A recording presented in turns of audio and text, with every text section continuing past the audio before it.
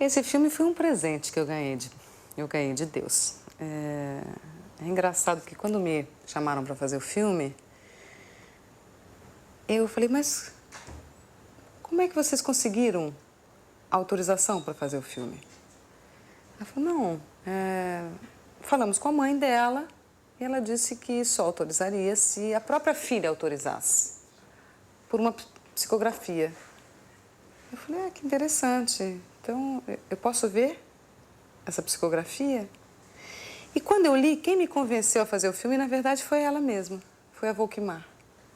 Quando eu li a psicografia, ela dizia que se as pessoas que fizessem o filme fizessem como uma bandeira de fé, né?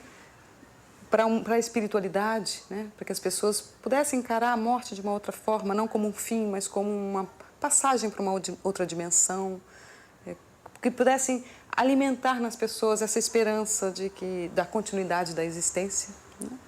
Que não só ela autorizaria, como ela ajudaria na realização do filme. Aquilo me tocou de uma forma especial e eu assumi um pouco essa bandeira de fé. Falei, nossa, mas se ela acha isso, então eu vou fazer dentro desse espírito o filme.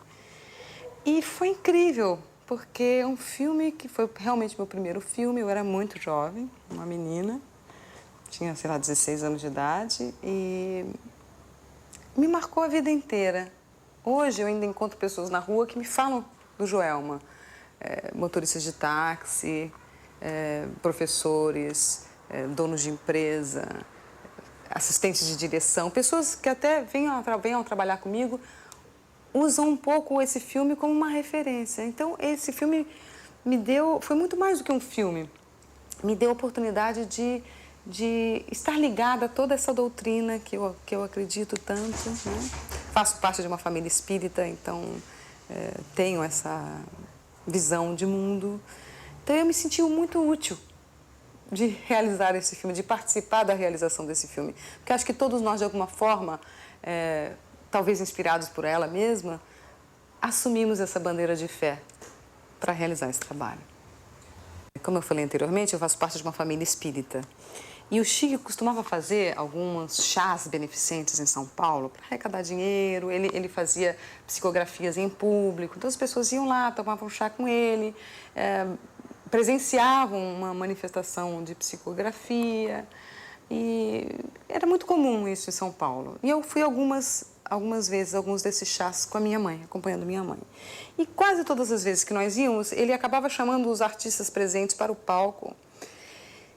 E, naturalmente, por sermos espíritas, nós não estávamos ali para ver a manifestação ou para mostrar a nossa... De alguma forma, nós participávamos do trabalho, porque ficávamos orando o tempo todo, ficávamos em concentração.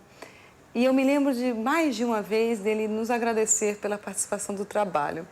Isso, sim, muito rapidamente, porque o assédio a ele era muito grande, as pessoas tinham uma necessidade muito grande de tocá-lo, de conversar com ele, de dividir, de certa maneira, com ele os seus problemas ou o motivo de terem ido até lá, não é?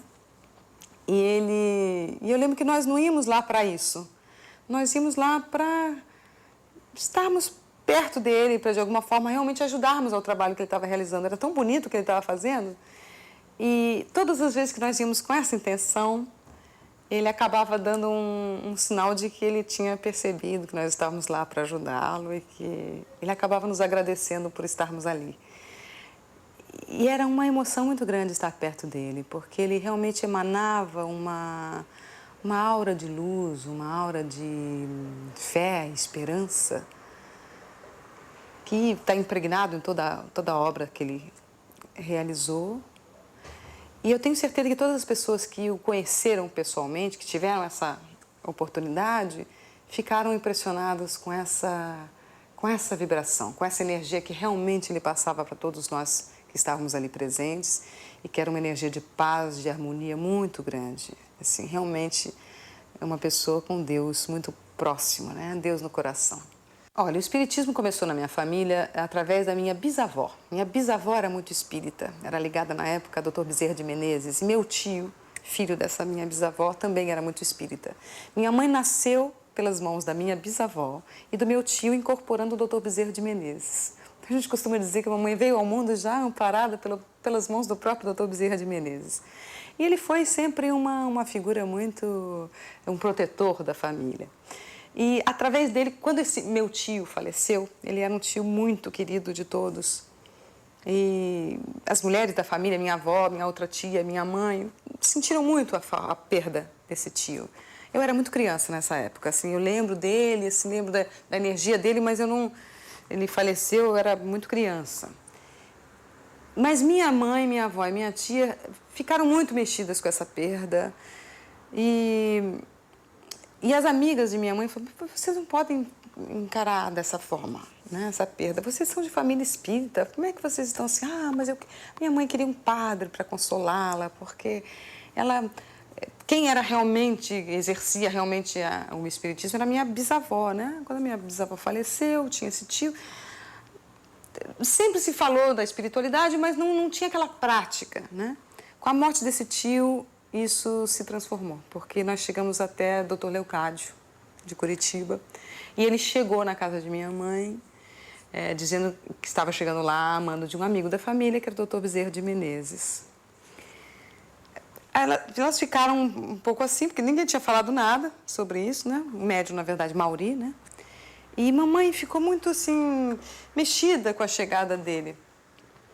E ele chegou para conversar, começaram a conversar, conversa daqui, conversa dali. Minha mãe, nossa, eu acho que eu estou muito nervosa, porque eu estou sentindo um tremor estranho, assim, né? Eu estou querendo abrir meus braços, não estou conseguindo. Eu vou dizer que eu estou nervosa. Quando ela falou, teve esse impulso de eu vou dizer, ela se sentiu abraçada. E meu tio veio consolar minha avó e minha tia, né? Através de minha mãe. Aquilo foi muito forte. Foi muito forte para elas, claro. Foi muito forte para minha mãe também.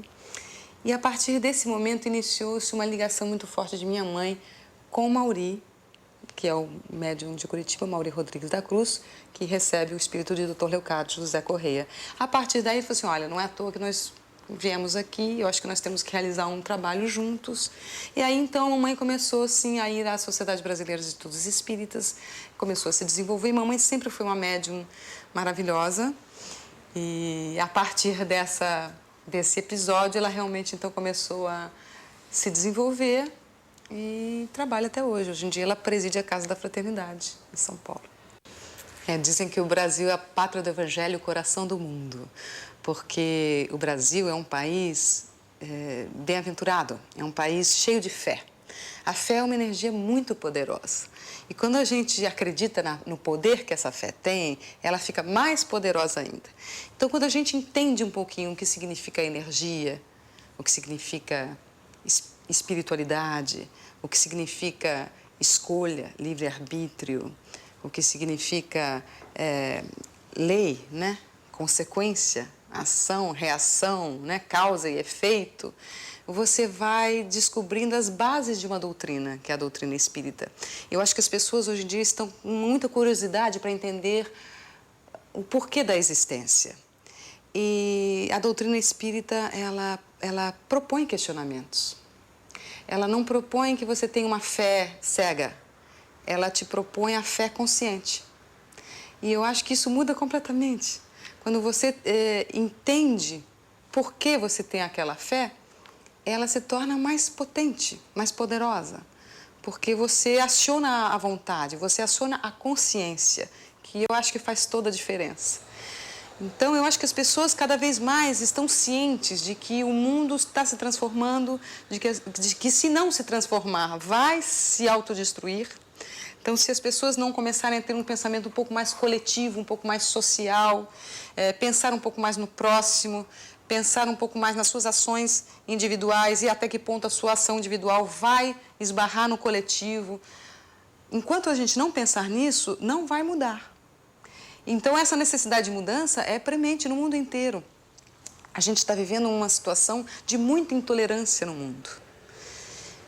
E a intolerância ela é um estreitamento de visão, eu acho. Você vê assim, essa guerra religiosa que está tendo naquela região lá, essa guerra do dinheiro acima em contrapartida com um radicalismo, né, de uma fé cega, isso precisa mudar, porque se não mudar, vai acabar. Eu acho que o Espiritismo vem como acendendo luzes pelo caminho. As pessoas querem saber por onde seguir. E eu acho que tem que encontrar em si mesmo. Eu acho que uma das coisas lindas do Espiritismo também é isso. Não está numa igreja, não está numa pessoa, não está num espaço. Está dentro da gente mesmo. Deus está dentro, não está fora. O inferno, o céu, é dentro da gente, não é fora. O livre-arbítrio não é só o que eu preciso viver para realizar o meu karma. É como você vive a sua própria vida. Você pode, todo momento da sua vida, escolher viver bem ou ruim. Tudo que você está vivendo. O seu trabalho, acordar de manhã, você pode escolher, hoje eu vou ser bem-humorada ou não, hoje eu estou mal-humorada, vou viver assim, né? E você vê que todas as filosofias, o budismo, por exemplo, eles exaltam a transitoriedade, que nada é fixo, tudo está em constante mutação. A própria física quântica vem comprovar isso, né? A própria descoberta dos fractais, né? Que o próprio caos, existe uma ordem dentro do caos, não é tão caótico assim como as pessoas imaginam, né? Ou seja, existe uma ordem por trás de todas as coisas, mesmo que a gente não conheça, a gente pressente essa ordem. Eu acho que o mundo vem pressentindo um pouco essa necessidade de conhecer um pouco mais, ampliar os seus limites. Quando eu digo ampliar os seus limites, também ampliar o limite da matéria.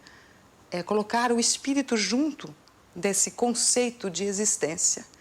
Você amplia também a sua visão de dimensão. Nós vivemos aqui e agora, em várias dimensões diferentes.